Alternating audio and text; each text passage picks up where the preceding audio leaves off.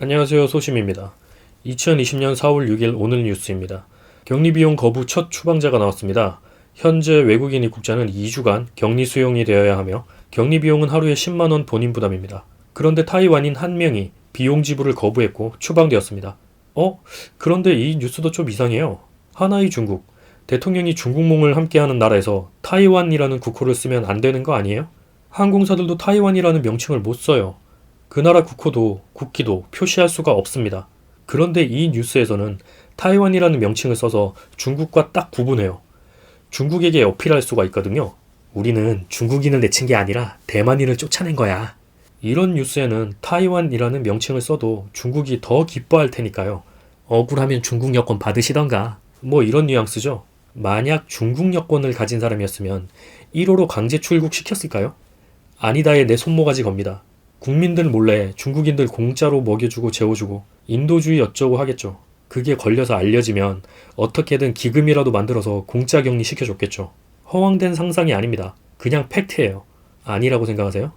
나랑 내기할래요? 이쯤에서 떠오르는 사람이 있습니다. 걸그룹 트와이스 멤버 찌위. 방송에서 대만 국기를 흔들었다고 중국인들에게 공분을 샀고 실질적인 소속사 오너 박진영은 찌위에게 사과 영상을 찍게 합니다. 그런데 이게 사람들에게 사과할 일인가요? 누구에게? 중국인들에게? 여러분, 이게 어떤 의미냐 하면요. 대만인으로 태어나서 대만인으로 자란 사람에게 자신을 부정하라는 소리예요. 당사자가 왜 대만 국기를 아무 생각 없이 흔들었을까요? 너무 당연한 거니까요. 박진영은 그런 찌위에게 국가를 부정하고 사과하라고 시켰어요. 짐승만도 못한 새끼예요. 찌위는 얼마나 굴욕적이고 상처를 받았을까요? 일본이 조선인에게 국가를 부정하고 일장기를 흔들라는 소리와 같잖아요. 일본과 조선은 하나입니다. 태극기를 들고 있어서 사죄드립니다. 이거랑 같은 거예요. 내 말이 틀려요? 심지어 대만은 독립된 국가이고 중국의 지배를 받는 나라도 아니에요.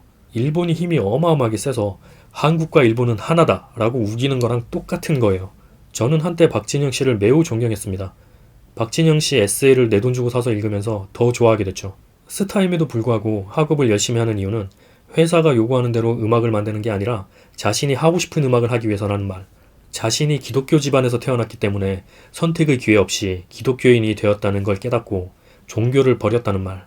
저와 사상이 비슷해서 좋았고 그는 깨어있는 사람이라고 생각했죠. 그런데 그런 이미지가 완전 박살나게 되었습니다. 우리는 뭐가 옳은지 알면서도 외면하는 비겁한 나라의 국민이 되었습니다. 국익을 위해서?